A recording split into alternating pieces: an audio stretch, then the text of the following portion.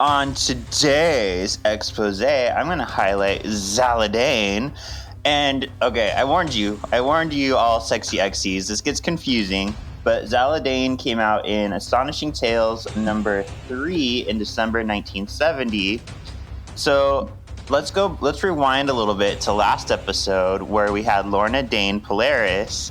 She actually went to the Savage Land, and Zaladane was like, hey, my real name is Zaladane, because I'm your sister.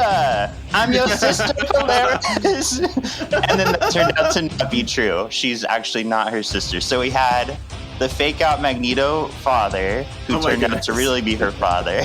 And then we had Zaladane being like, I'm your sister. And then we had Polaris would then be a sibling of Scarlet Witch and Quicksilver, but then now that's not true anymore. So it's a whole thing. It's a whole thing. Who am I? Who am I? I'm floating in the universe. This is why she went crazy briefly. But Zaladane, she hasn't been in the comics that much, and she's depicted very much like she is in this episode, where she is a high priestess of Garrock. She's actually, I'm going to talk about this now because it'll come up later. She actually started following the High Evolutionary after Garrock, so I wonder if that'll play into our episode Winky Face. And at what point does she move into Castle Grayskull? Yeah, because she looks so much like the sorceress. She wears her little chicken outfit. I don't know why.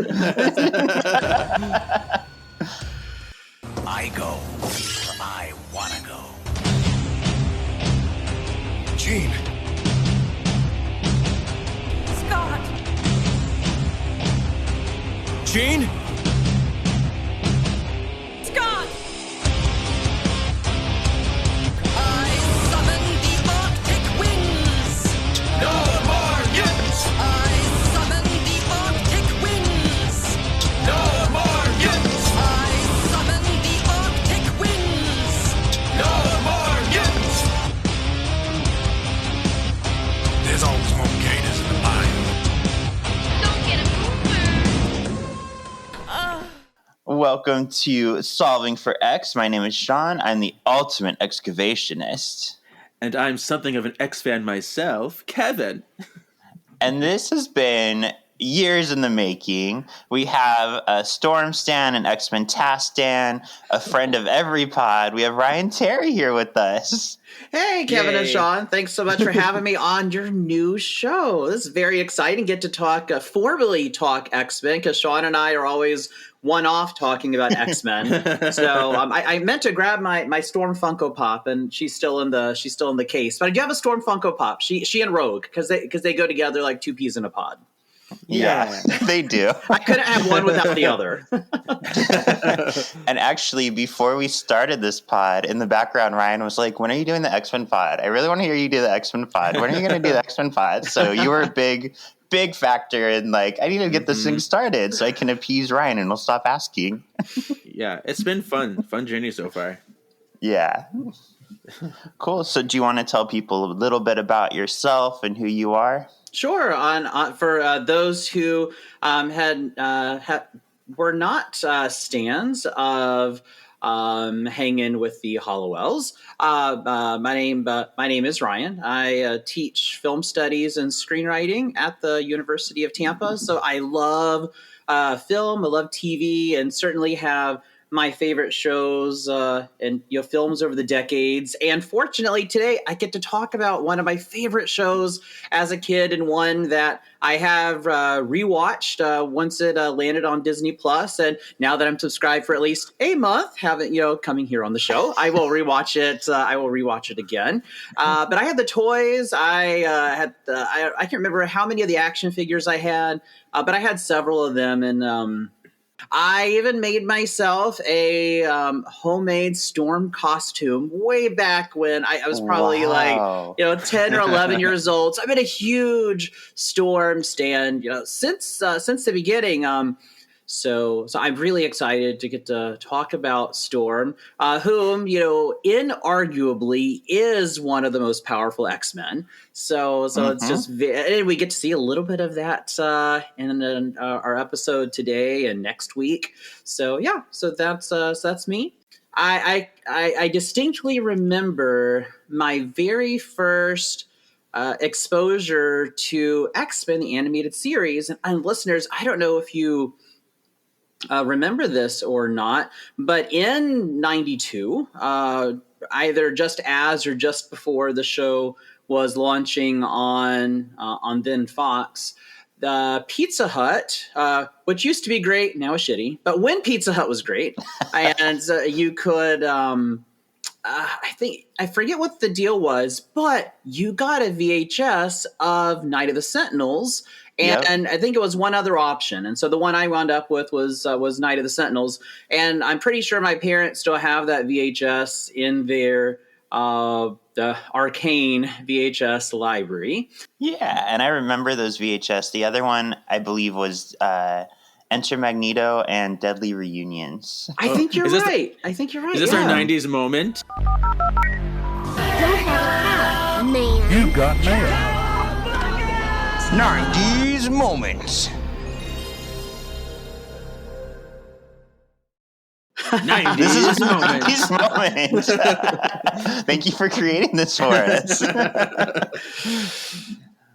think I right, did so- watch the VHS even before it was on TV or just right around the same time. And I just fell in love with these characters. Really, really did. And so I'm, again, very happy to see you guys again. And I'm thrilled to get to sit down and talk X-Men. Woohoo! So, what a lot of people talk about, because I know the Luwalds have embraced that they have a very queer following. Would you say like this was kind of the outsider that spoke to your outside mentality? Because that's what it did for me. Yeah, it's hard to put myself in my 10, 11-year-old shoes, or however old I say 92. So and actually, never mind how old I was, because then that would reveal my age. But we'll go with elementary school. So even in my elementary school shoes, which are not as nice as the UGG house slippers that I'm wearing right now,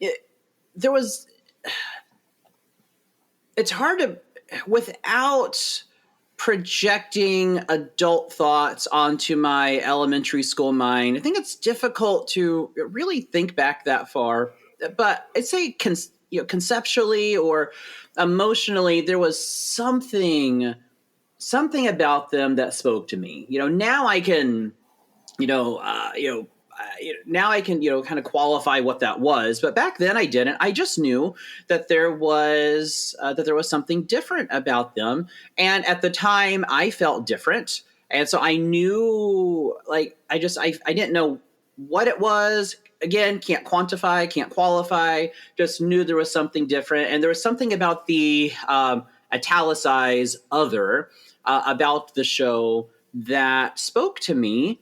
And probably my friend I mentioned earlier that we used to play with, our action figures, because we haven't spoken a really, really, really long time. But I did learn, probably when I was in high school or maybe in undergrad, that he came out.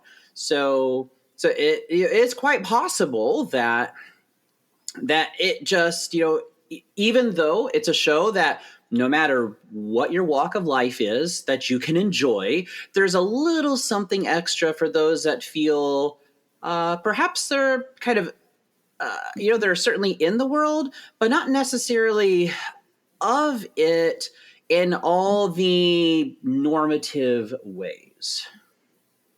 I like that. Very nice way to put it. Yeah. All right, perfect. Then I know Sexy Xies, this was a little while ago that we last did the poll, but let's go ahead and see our results, and we'll get Ryan's point of view also. So the question was, who is your favorite member of X Factor? So who would you say is yours, Ryan?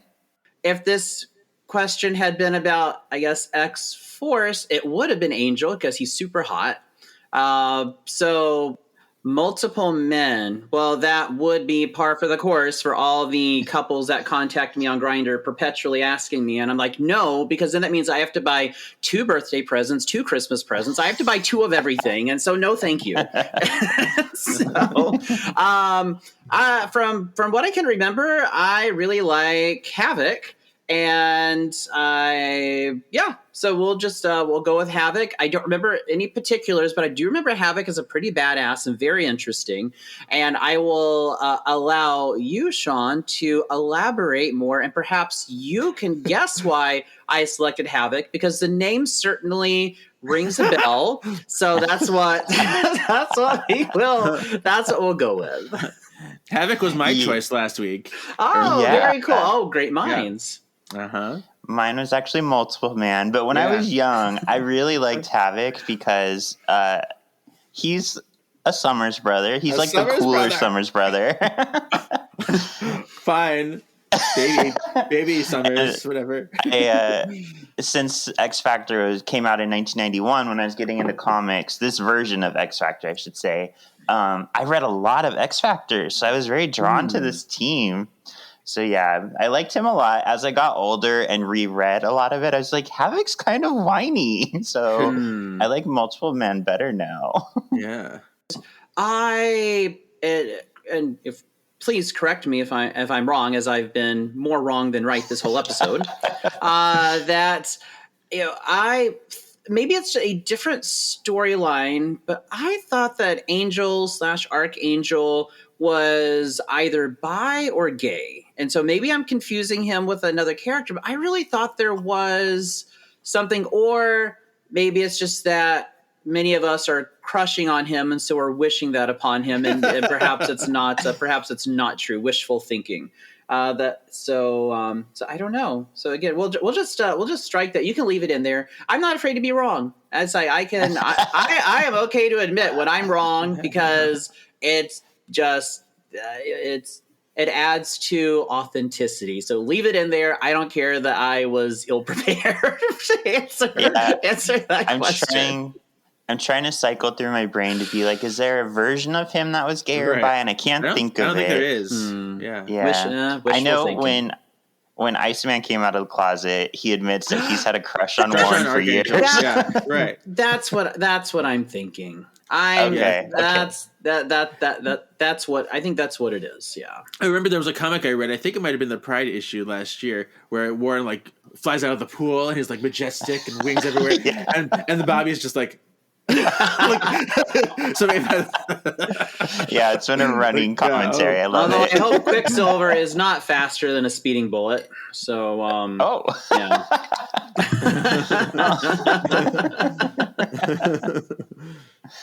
All right, let's get into this. So this is Savage Land, Savage Heart. We're doing part 1 this week, part 2 next week. This aired September 10th, 1994. So that's the day after my birthday. Nice. That would have been my birthday weekend episode. So Cold Comfort, Kevin, we talked about this. It did air later, so it was out of order because that one aired in 95. So we were confused for a righteous reason. Exactly. Okay. Speaking of order out of order, I know when Disney Plus first launched, and the very first thing I was watching was X-Men TAS.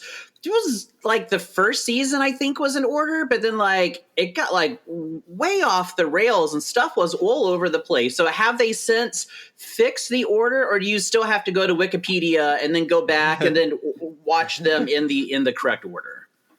They announced recently, I think 2 months ago, that they were going to rearrange it into what's called story order because this show is a mess, Ryan. It had production issues. It had all kinds of things. We just talked about 2 episodes that aired in season 5, and you could tell like the animation's different, but yeah. So air order is not story order. Yeah. Okay. So I guess it's in chronological release order right now, when what we really want is story order. It is in story order now. Well, they fixed it it is. now, It is fixed now. Okay. Yep. Yeah, and a lot of the issue was Chaim Saban, who did Power Rangers, is a cheapskate. Yes, it's the same thing at the end with the little kids and the parachute or whatever. There it is. I mean, that's it. I look like I'm flashing you.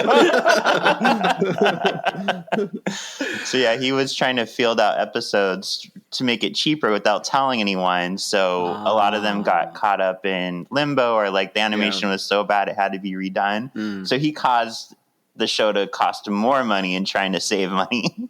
So is he part of Marvel, or is he just licensing the characters and the name for his animation studio? What's his relation? What's Saban's relationship with, I guess, then a more fledgling version of Marvel Studios? Yeah, so he was licensed to show the show. Okay. There was another company, Graz Entertainment, who I believe was animating the show. And then there was our people, the Luwalds, who were basically overseeing everybody. And they were meeting with somebody from Marvel. And then they also were smart enough, because they didn't give two shits about X-Men when they got this project, but they knew it was like worth doing. So what they did is they surrounded themselves with people who loved X-Men, so that way they could get that authentic feel to it. Oh, sorry for that little Unlike tangent there. later shows. It's all right. I'm always willing to teach about X-Men. It's like me and Charm to get so excited. I know. This was written by Robert N. Skier and Marty Eisenberg, directed by Larry Houston. All right. The Savage Landers fight to stave off Sauron, and the Savage Land mutates. They hop onto rafts and paddle the treacherous waters to reach the Citadel. Above in his lair, Sauron is weakening. Enter Khazar and his scantily clad men. They are about to liberate themselves from Sauron when Khazar is shot in the back by a woman dressed as a chicken, Zaladane. She makes a magic staircase, and her janky Sauron escape. He's like de-evolving at this point. Yeah. Yeah, it was very it's a little inconsistent how his I guess forming and deforming works, but yeah, his janky is probably that's it. There's no other word to describe this Sauron. But I had no idea that Savage Land was like, it's just filled with He-Men. It was just like all of them. They're all like discount He-Men. And so I was like, where's the Savage Land orgy? Because I'm ready. Yeah. and And it's like the Smurfs. There's like one woman there. This is a man. I know. It was some of the I guess the sound effects and stuff sounded pretty familiar. I think when we get to the dinosaurs later, I'm pretty sure the roar that we get was just right out of Jurassic Park, because it just like it sounds like the exact same roar. But I did have to go back and refresh myself on Savage Land from the Sinister episodes. Because even though you don't have to have seen that one in order to appreciate everything about this two-parter, it was helpful to go back and watch that, to refresh myself on Sauron and on the Savage Land. So listeners, if you haven't recently rewatched Sinister, and Shawn, you have to tell me the title of those episodes, but I would recommend going back and watching those as a just a kind of, it does a little better job than the exposition in the episode does, even though the exposition in this episode is sufficient enough.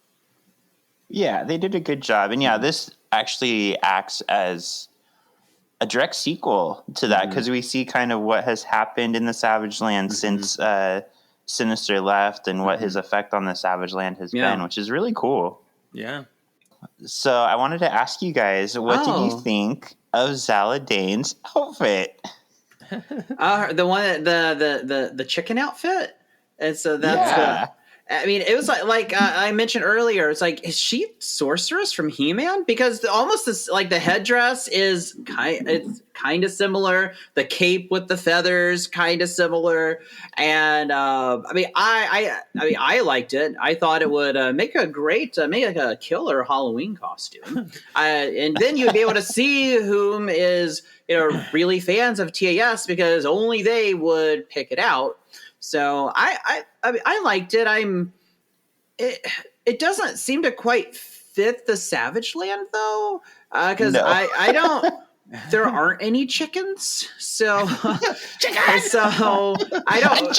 I mean, for one, her cape is not sustainable because she cannot replace those. She cannot replace those feathers.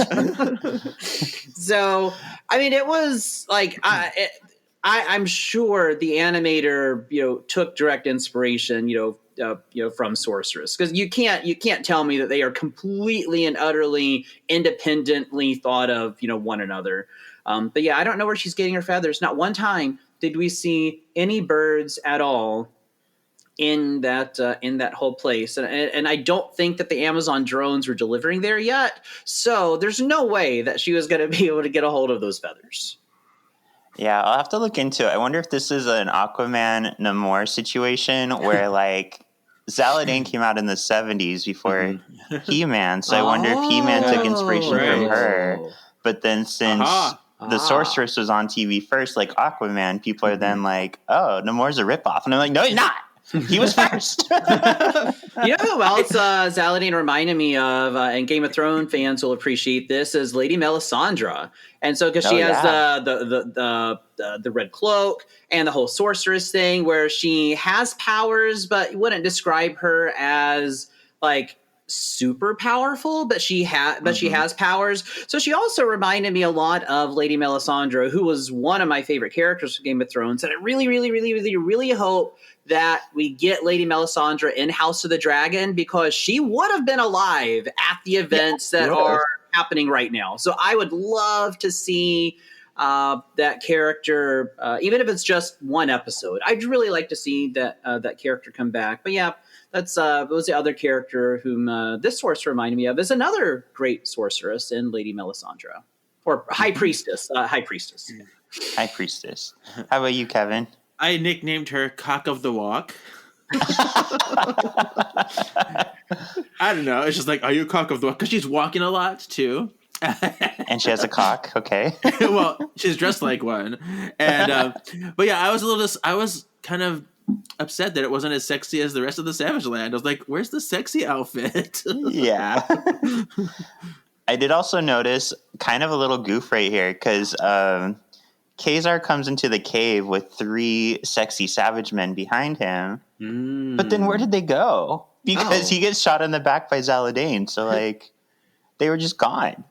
You think they'd be like, hey, Khazar, watch out. Yeah, right. Oh, maybe they fell down the stair pit. Yes. Okay, we'll go with that. Like, oh! All right, that's all I had. Your turn, okay. Ryan.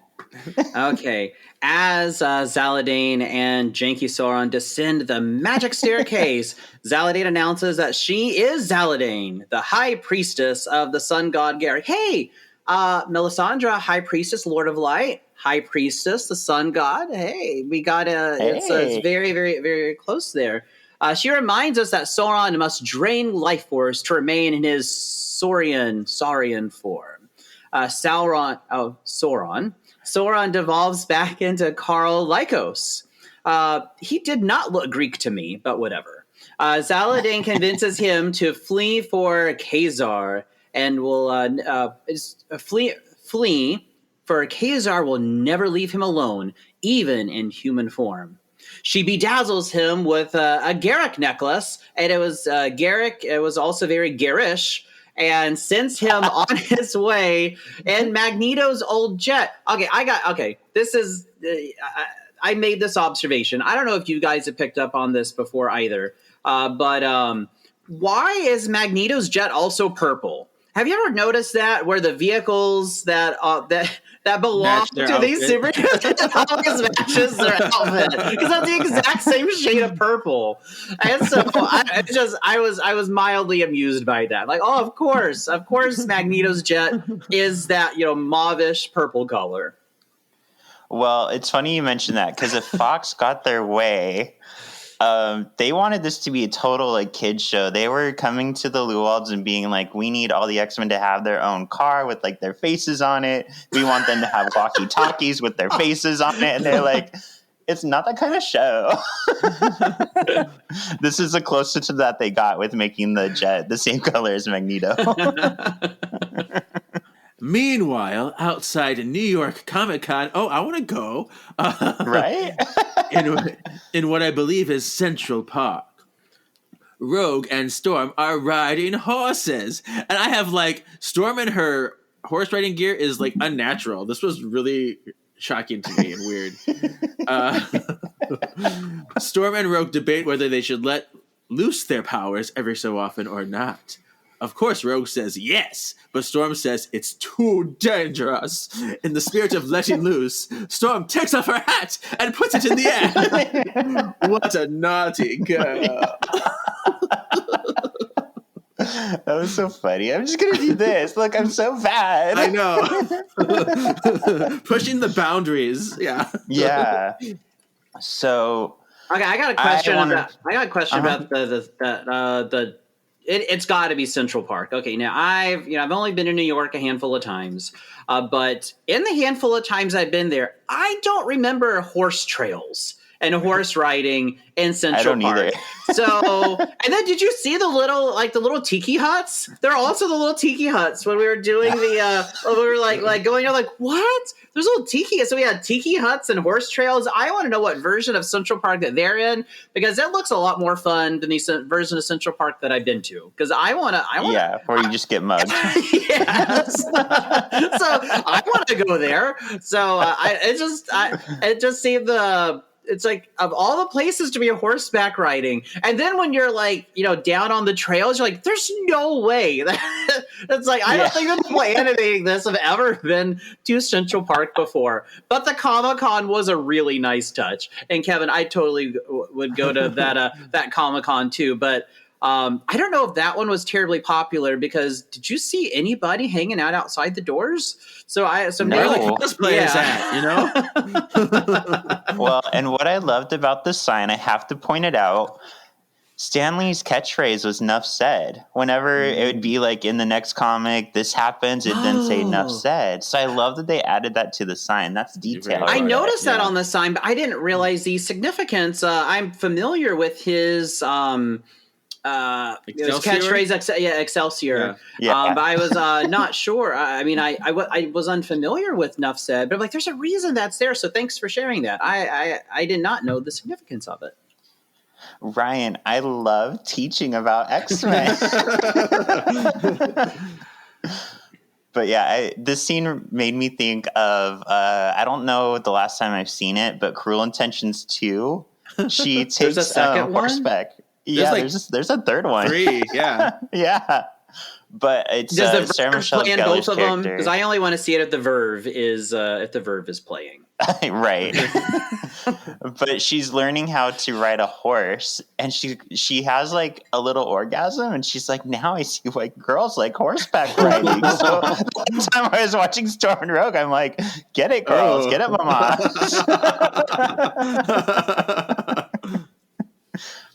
All right. In the subway, Carl absorbs the energy of a rando. He hates that he did it and hastily walks away. Carl makes his way back up to the street, but he can't remember why he came to New York. And I liked how the museum had the green pterodactyl sign on it. I was that's cute. Oh. Yeah, but it was not the place that I would imagine. Because we haven't been introduced to our 3 other characters yet. But I do have a question here for you. It was my understanding that he had to absorb the life force in a very Skeksis-like fashion, for my Dark Crystal fans, from individuals to from mutants to maintain his Sauron form.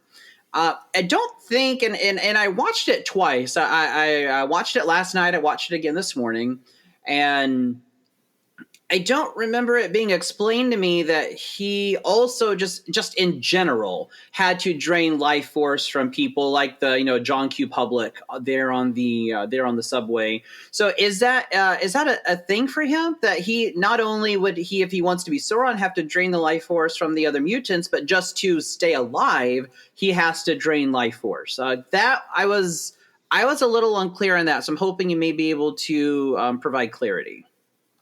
Well, Ryan, I don't know if you know this, but I love teaching about X-Men. But so they actually don't explain it until the second part. This episode kind of just throws you in and then teaches you as you go. But yes, you are correct. He has to absorb life force to stay alive. Okay. But if that life force is mutant, then That's he when he turns transforms. into Sauron. Okay. Nope. Thank you. I was just want to make sure that I wasn't missing anything. No, you got it. He's very kind of a classic monster in a way. Mm-hmm. I think in the way he's presented, which I really like. Yeah. Yeah. So inside the museum looks really boring, by the way. I'm with Jubilee on this one. How many exhibits did you see? I saw no exhibits. I saw hanging stuff from the ceiling, and there was like one skeleton. I question many things that she says and does. Not on this one, though. That museum looked boring as fuck. So inside the museum, Beast inconspicuously wears a trench coat. I've always thought that was so funny. Like the trench coat does like completely masks this big blue guy who was walking around. And so anyway, but wears his trench coat over his blue fur panties as he shows Jubilee and Wolverine around. Jubilee is yawn inspired by the museum. Beast wants to go museum hopping. They're heading to the Guggenheim next. Interestingly, most museums in New York are at no additional cost, but the Guggenheim is not one of them. It's one that does require admission. But maybe they're there on museum day, and so they're just going museum hopping. I mean, that is Beast gets off on that shit. So they go museum hopping, but Logan and Jubes race off for a street chili dog. Hey, those chili dogs from hot dog vendors are delicious. I don't want to know where they came from, what's in them, what was done to prepare them, how they're prepared. All I know is that they are delicious. And so just then Carl Lycos happens by. Just figure that he would get off on the subway stop that is a block from where they are. He senses power in Logan and Jubes. He absorbs Wolverine's strength without realizing he's a mutant. He sets off his Sauron personality. Beast comes to Logan's rescue. They watch as Carl mutates. Jubes staves off Sauron's attack with sparklers, and he flies off, and Beast calls for Rogue and Storm's help. I just can't get over how useless she really is. No, it's like I can go to any fireworks stand and I can buy Roman candles that would stave off people better than the pyrotechnics out of her hands. So anyway, but she's special, and I love her 90s sunglasses. Man. You've got mail. 90s moments.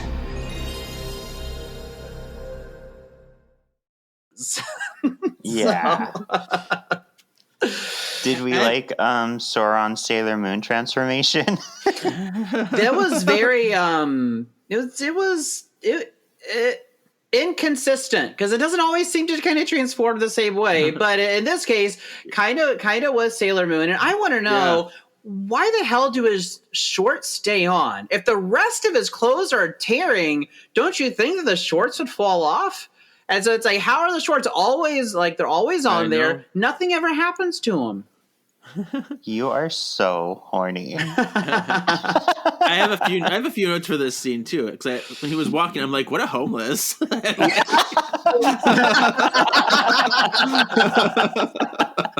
like, ew. And it's got that giant ass Garrick necklace. Yeah. And it's just like it's like weird. But yes, what a perfect Kevin. That was awesome. And then there's the guy in the street too that I think is the hot dog guy. He had a shirt that says "Weenie."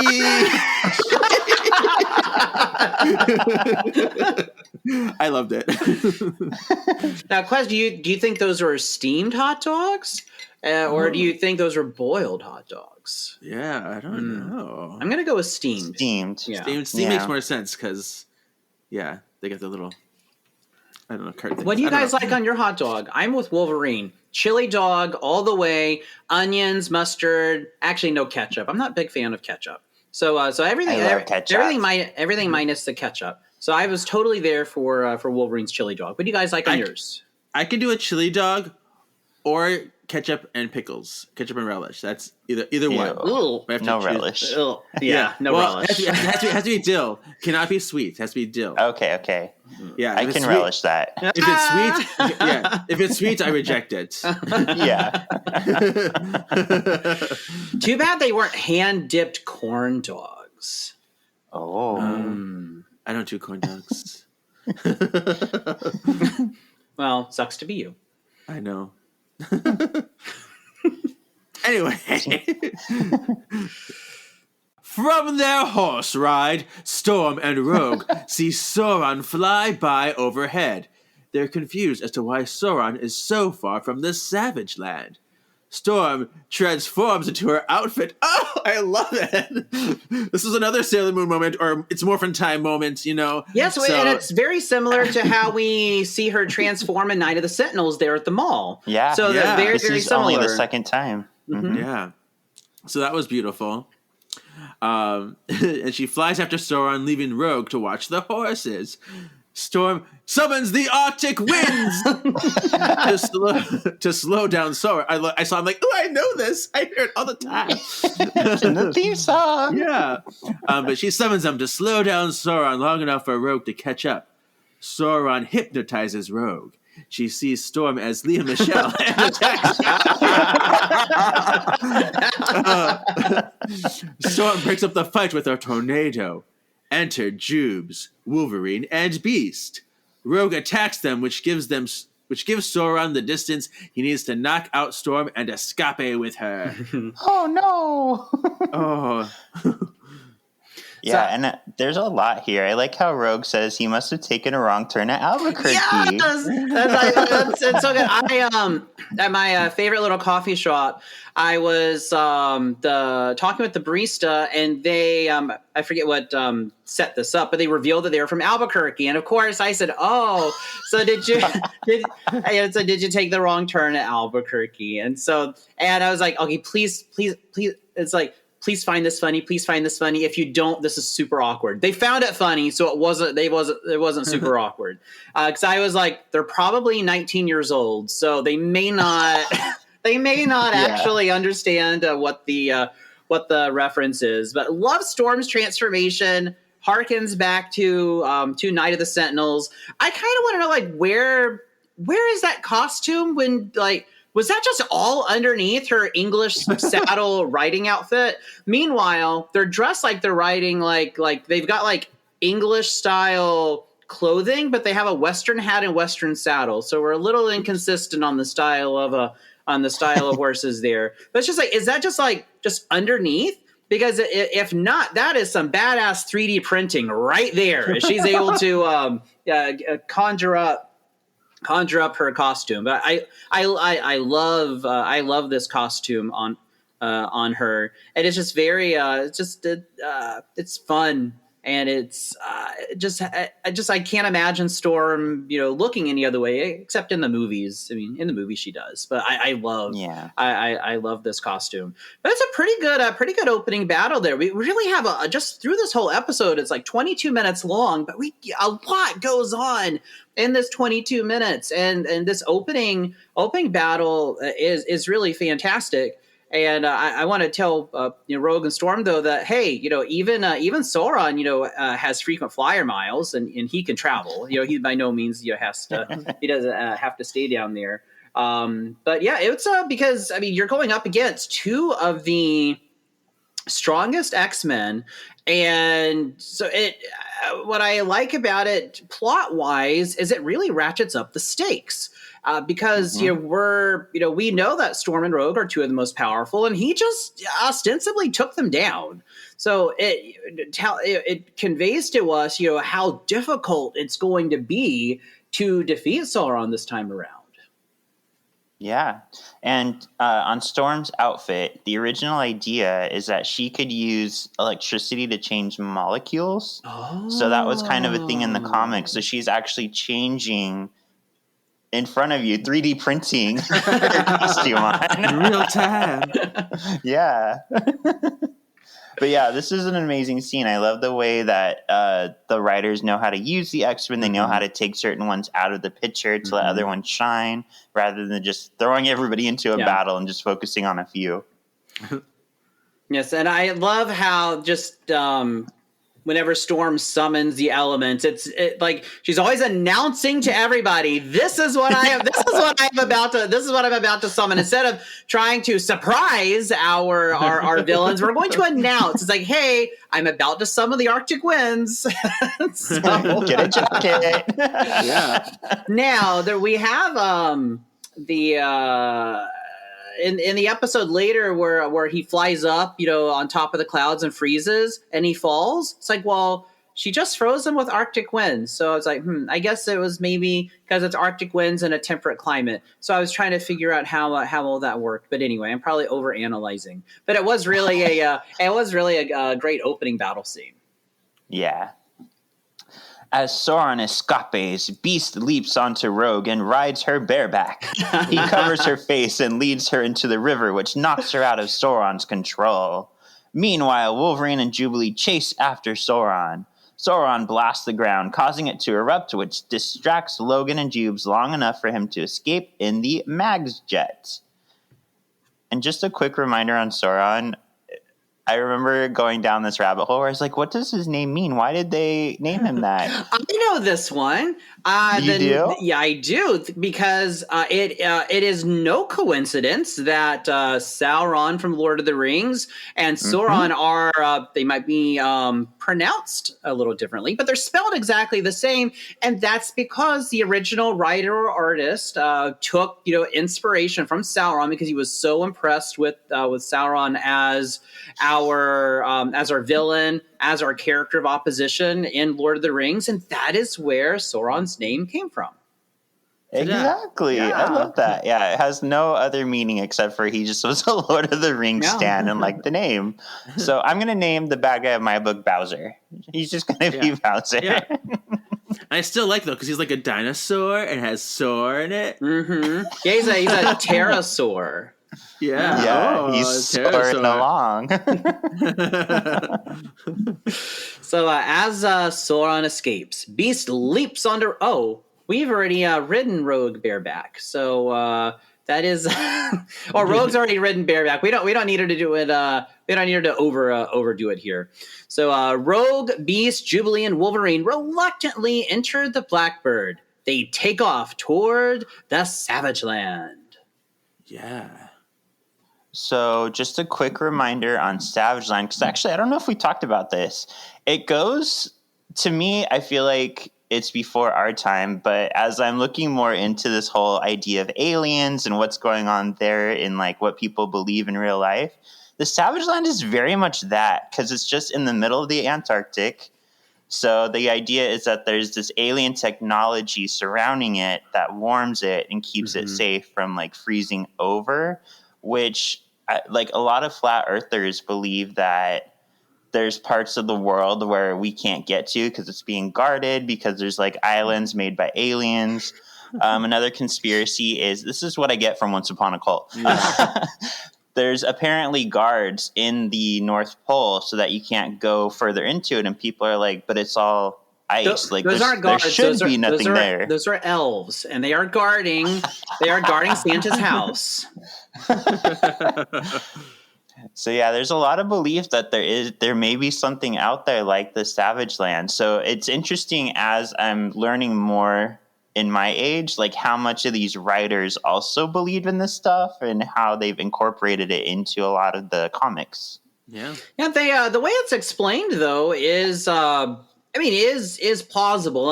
I don't think that there are active volcanoes down there. Maybe there are. I've not been to Antarctica, but insofar as I know, we don't have active volcanoes. But if there were, I'm no geologist I guess be a geologist.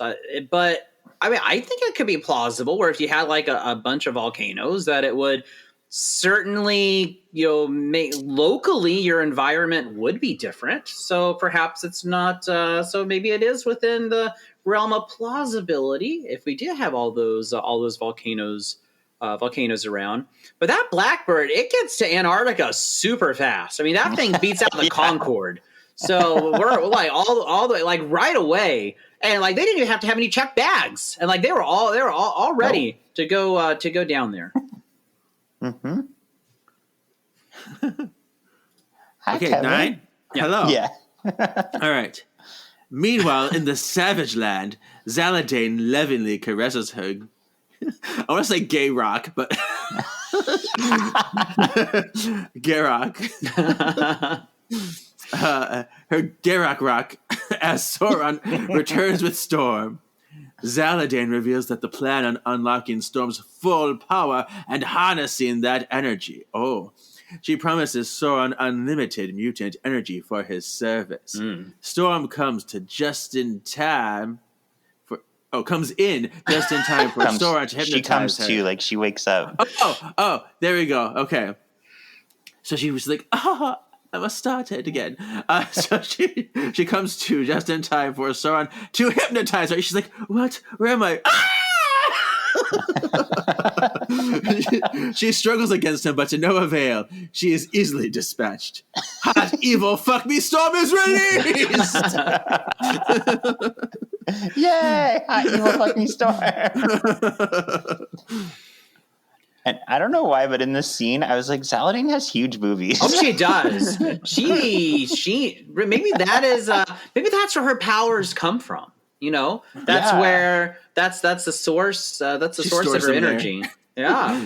It's like a hamster that keeps putting food in their cheeks. She stores her power. Either that or she must produce a lot of milk. Oh, yeah. Yeah, but the Storm Unleashed is pretty terrifying because it is just chaos. Chaos ensues and it does not stop. Mm-hmm. And we're going to see more of that, Ryan. Are you excited? I am. Outside the Citadel, a storm wages on. Hot, evil, fuck me Storm is free and having a blast. Zaladane commands Sauron to drain her of her power. Storm falls limp to the floor. Sauron is now supercharged. Oh. This is like season 2 of a Power Rangers show. Super Sauron. Yeah.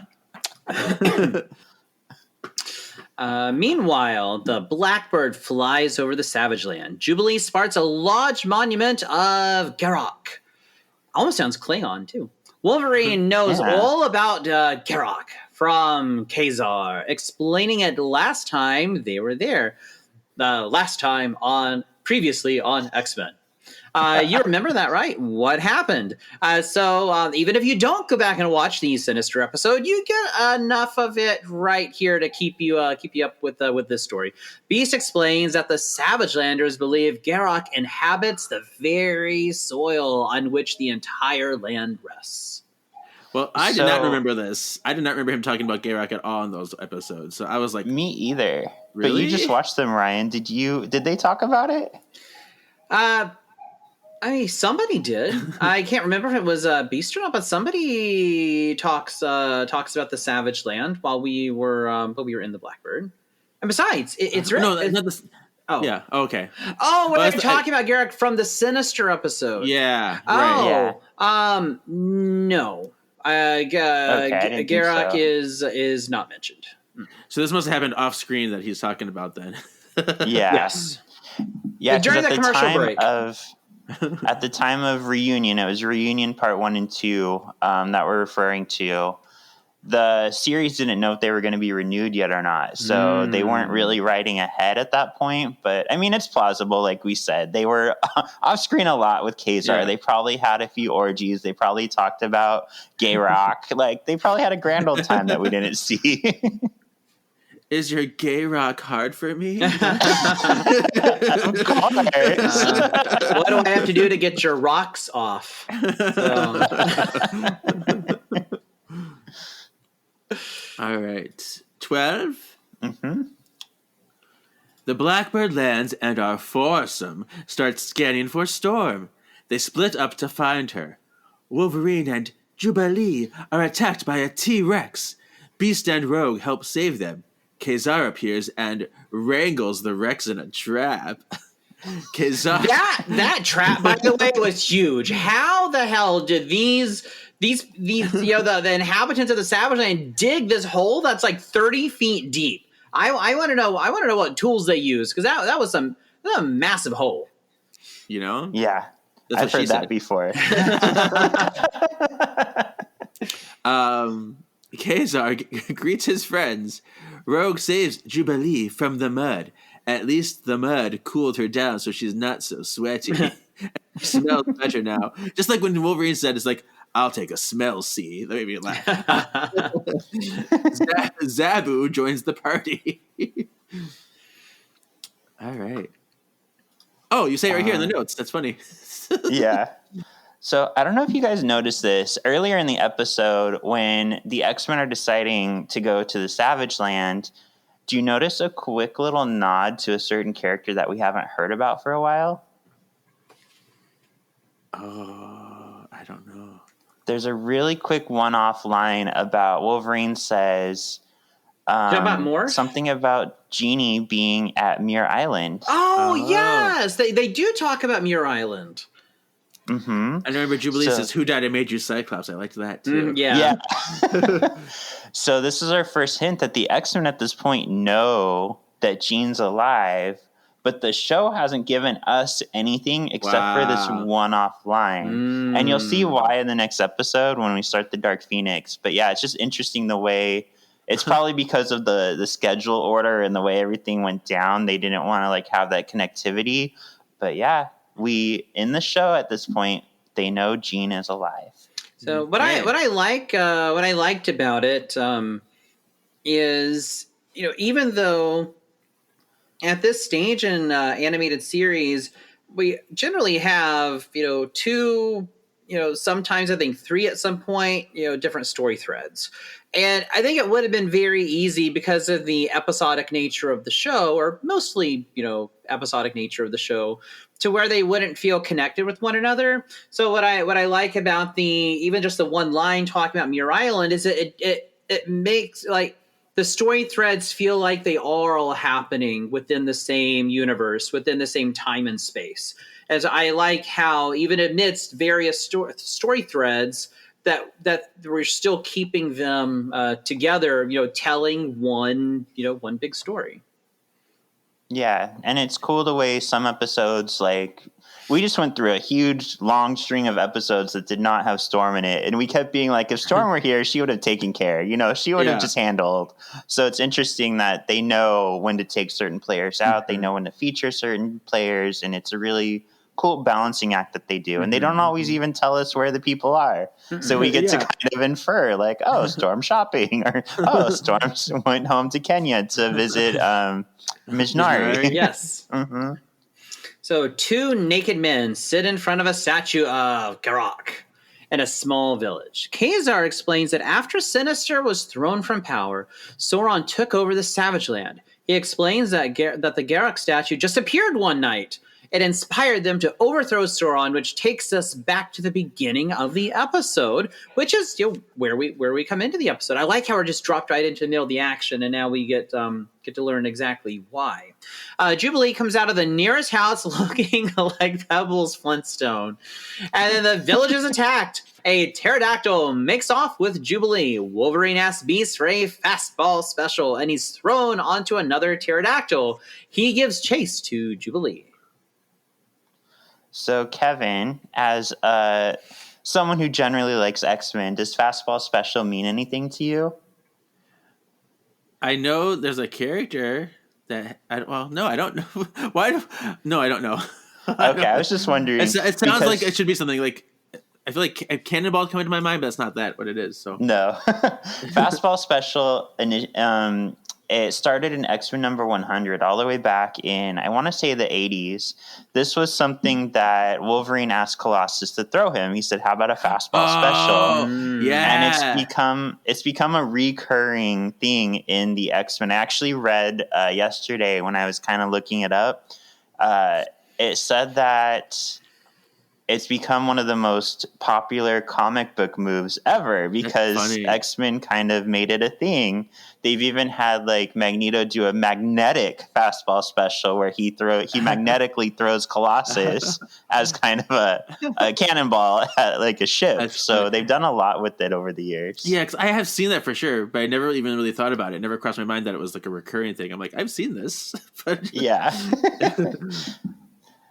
But yeah, it was a very fun nod. It's another thing, like Nuff said, where like if you know, you know, but if you don't know, it doesn't take away from the episode at all.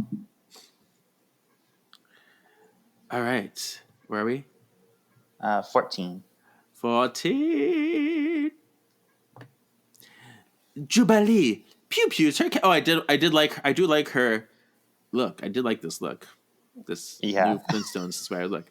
But she pew pews her captor, freeing herself to jump into the driver's seat of the pterodactyl. Beast and Rogue easily dispatch their attackers until Sauron makes a surprise appearance. Rogue leads him above the clouds where the cold momentarily shocks him. Rogue goes in for the attack, but Sauron zaps her. He then zaps the pterodactyl Wolverine is on. Beast happily catches everyone below. Jubilee is the only one left standing or flying to go after Sauron. She pew pews at him. Yay! So, in answer to your question earlier, Ryan, the only thing I could say for this is because, he was affected by storms called earlier the Arctic winds. Mm-hmm. But I wonder if, like, the air thinning and the cold had anything to do with him in this part. That could be. Mm-hmm. I liked this, though, because Rogue says something. She's like, anyone else want to wrestle? Yeah. I love Rogue. So great. And then Beast, when he's catching people, is like, I sense a recurring motif. I'm like, yes. He's always so calm about it. I love his quotes from Shakespeare and Sir Isaac Newton and others. It's such a great part of him that hasn't quite translated to the big screen, but I really love his remarks like that because it just feels like that feels like Beast. I know that's not a great definition or description, but it's just like that. Just like that's the Beast I grew up with, and so I like it when he does that because it reminds us that Beast is incredibly smart. Yeah, and it was something that any writer that you ask about what they enjoyed about X-Men, they all say Beast because they had so much. They almost like it became almost a journey for them or a challenge to find the most obscure quotes for Beast that actually fit the topic. So they just loved like that challenge. All right, Jubilee continues to give chase. Sauron feels his power fading. He falls into the jungle and Jubilee blasts rocks onto him and rides off into the night. That seemed harsh for Jubilee. But I tell you, it showed that her sparklers are good for something. Yeah.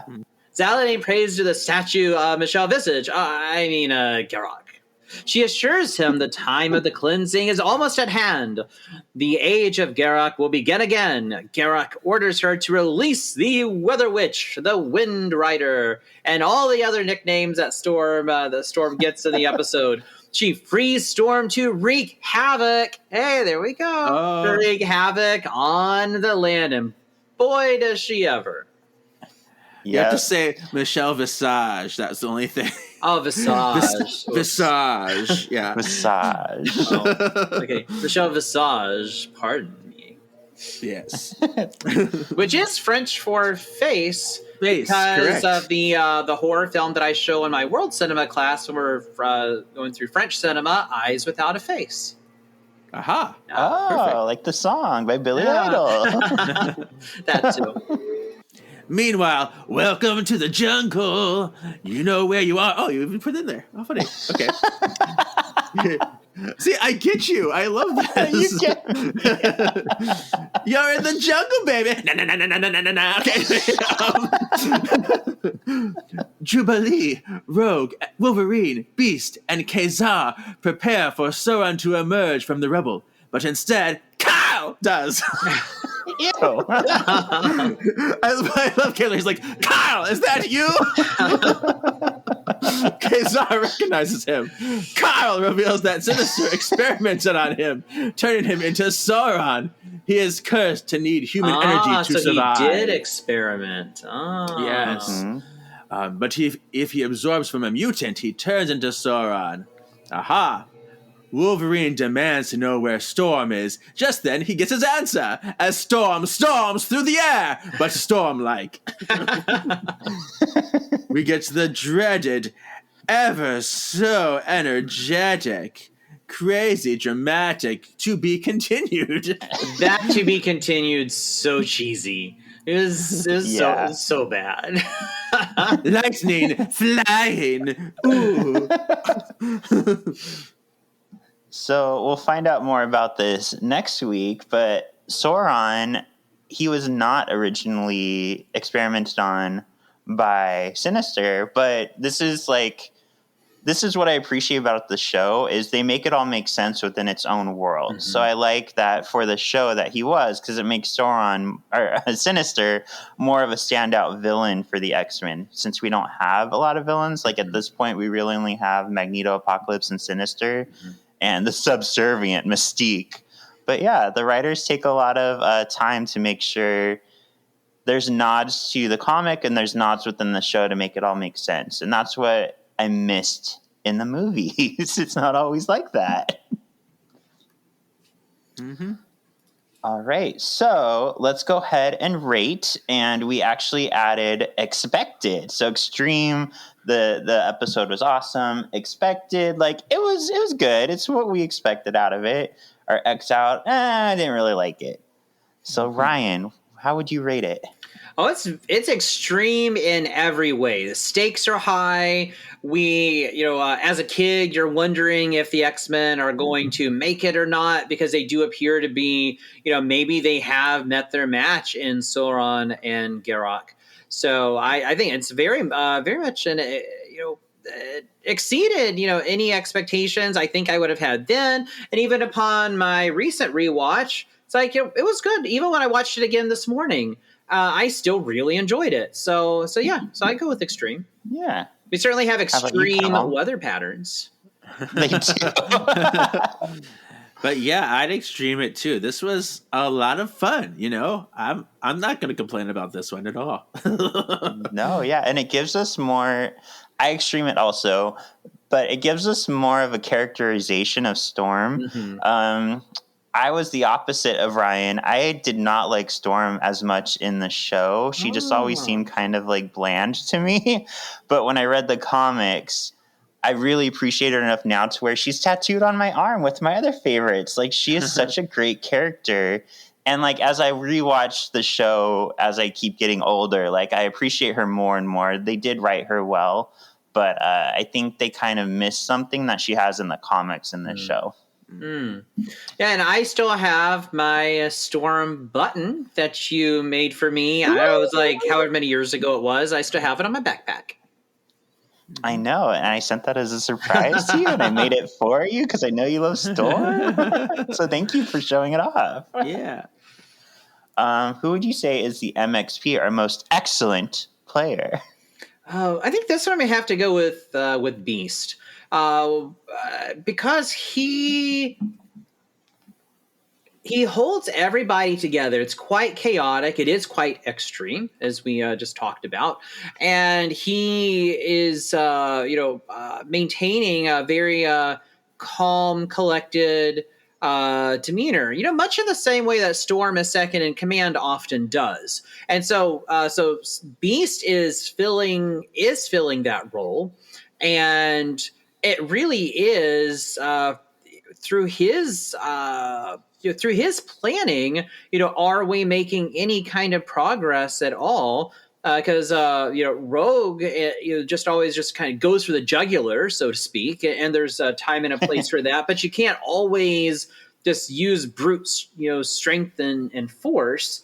And so I'd say that Beast would be my most excellent player in this episode. Cool. How about you, Kevin? Well, I've been saying this a lot lately, but Beast is my pick as well. He's really just always has everyone's back this episode. He's saving the team. He's taking a look out. He's catching them when they fall. He's willing to help a frenemy. He doesn't know Carl. He knows Carl is like the bad guy. He's like his frenemy, and he's like, yeah, come with us. We'll help you. We'll find a way to get through this. So he's such a good guy on this show, and it's definitely noticed.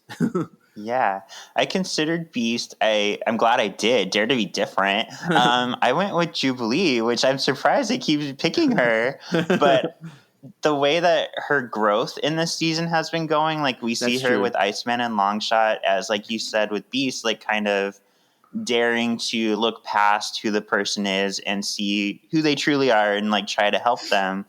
In this one, her growth, like saving herself on the pterodactyl and taking control, like she's the one who is able to give chase to Sauron and like take him out and kind of show everybody that, hey, he's not bad. He's Carl. So I really liked her growth in this, but Beast is definitely a very good contender. Yeah, and Jubilee, she did have a lot of screen time, so she's definitely doing things and making effort. So I get that too. Yeah, her pew pews though. It's like I told Shawn last night. I can shoot more with my left hand than Jubilee can. Her pew pews. Wow. You're such a naughty girl. You belong on this show. So now we'll talk about what we think the X Factor is. So the X Factor is either like our favorite moment or like what this episode showcases that fits in with the X-Men universe or lore. Do you have one, Ryan? I think of it as well. I guess if I'm looking at just this particular episode, I think the scenes that really stand out to me, are when we're kind of that first battle that we. No, you know what it is? It's when we have the Storm reveal. After she's just gone batshit crazy and she's been freed. And so at that moment, she, is a character of opposition. She may not be our villain. She's not our antagonist. She is certainly a character of opposition, though. And so her friends, her colleagues, are having to go up against her. And so they're really faced with the challenge of subduing her, taking her out without bringing any real harm to her. And it's when we have that reveal that what I like about that moment is we just realize how high the stakes really are. And that's the moment that sticks out to me most in this episode. Nice. I like that. How about you, Miss Kevin? Mine are all of the one-liners in this episode. They were superfluous and amazing. It's so X-Men, and it was wonderful. So it spoke to me. Yeah. I think what I appreciated the most is when I read the comics, especially in like the late 80s, Storm becomes the hottest commodity. Like Dracula kidnaps her and turns her into a vampire, for God's sake. Like everybody wants Storm because she's so hot, she's so gorgeous, she's so powerful. So this episode really showcases like the reason that I fell in love with Storm in the comics. This episode, I think, captured that so well, and that everybody wants Storm. Yeah, well, she is Omega class, and we don't have a lot of Omega class X-Men. We Storm's Omega class, Magneto's Omega class, Professor X, and I think Jean Grey are both Omega class. And Iceman's Omega class. I did not know that. Oh. Yeah. So, like I say, there, and of our powerful mutants, they are of the most elite level of mutants, and so their powers are definitely going to be coveted by others. Yeah. Cool. So for our previously on, I thought we'd have some fun and showcase Storm a little bit. So my question to you, Sexy Xyz, and to our lovely Ryan and Kevin, is which Storm outfit do you like the best? Do you like the 80s one, which is the one from pretty much Pride of the X-Men? Do you like her mohawk look? Do you like the 90s, which is like the X-Men Task look? Or do you like the most recent 2020s look? Oh, I'm definitely 90s. But take it a step further. My favorite is the 90s, but you could get the action figure with the 90s outfit, but in black. Same thing with the Funko Pop. You could get the Funko Pop, same costume, but the white outfit or the black one. So I have to say that I think the black costume is the black version of the 90s costume is my favorite. But since it doesn't get any screen time in TAS, I'll go with the white 90s white 90s. I guess it'd be uniform costume when we wear it. It's their uniform when they wear it. Oh yeah. So I'll go with that one. I really like it. And she's just great hair. I wish I had Storm's hair. She's like incredible hair. So, fun fact, they actually first animated her in the black outfit, but they said they kept losing her in the cloud, so that's why they changed it white. Okay. Cool. How about you, Kevin? Well, I get why they didn't use it, but I love that black outfit. I think it's so sexy. It's like a little swimsuit. You got little ab windows and legs and arms and the cape, and I don't know, that one is just so cool and hot to me. Yeah, actually, sorry Ryan, but my least favorite is her Task costume. For me, it's in between the 80s and the mohawk. I finally went with the mohawk one just because little Shawn was a punk.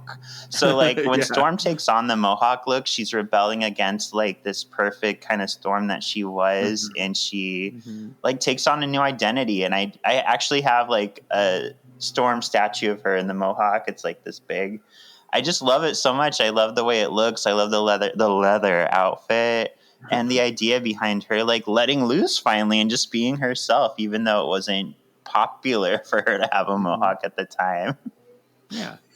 But in the TAS uniform, she does have the best boobs. She does. And as a little teaser, we do get to see the mohawk outfit in the series at one point. I won't say how or when, but I love it so much. All right, so we will be back next week with Ryan for Savage Land, Savage Heart Part 2, where we'll break down the second part of this episode. Kevin, where can we find you? Yeah, you can follow my personal Instagram at KGZ87, or follow my other podcast where we're covering now the charmed comic books, Words of the Witches, and Shawn is there, and we're having a blast. Yay! Where can people find you, Ryan? You can find me on Twitter at RLTerry1. You can find me on Instagram. It's really not that interesting, but it is RL_Terry. And you can follow my film blog and read my articles on a lot of films, a lot of stuff that hasn't even come out yet. You can go ahead and read up on it. And it's RLTerryRealView.com. That's real with 2 E's. Nice. And you can also find me on Once Upon a Cult and the marvelous Galaxy of Disney, where we have a lot of news. Ooh. All right, we'll see you next week. Bye. Bye now.